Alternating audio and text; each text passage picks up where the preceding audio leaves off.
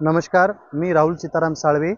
ADIP योजनेअंतर्गत तत्कालीन त्यावेळेचे जिल्हाधिकारी अरुण डोंगरे साहेबांनी डिसेंबर 2019च्या कार्यकाळामध्ये नांदेड शहर आणि संपूर्ण नांदेड जिल्ह्यातल्या 16 तालुक्यामध्ये ADIP योजनेअंतर्गत मोजमाप शिबिर घेतलं होतं। त्यामध्ये शेकडो दिव्यांगासाठी आलेले जे साहित्य होतं, पंचायत समिती कार्यालय, तहसील कार्यालय नायगाव याच्या बाजूला जे शासकीय वसतिगृह आहे, या शासकीय वसतिगृहाच्या उघड्या मैदानावर ते साहित्य ठेवलं होतं। अक्षरशः ते साहित्य पूर्णपणे गंजून गेलं आहे।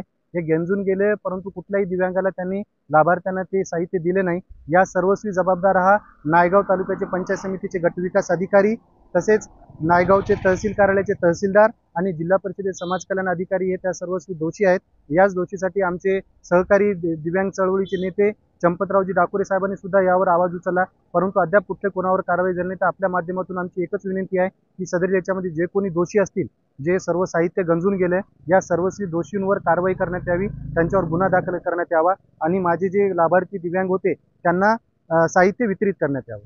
धन्यवाद।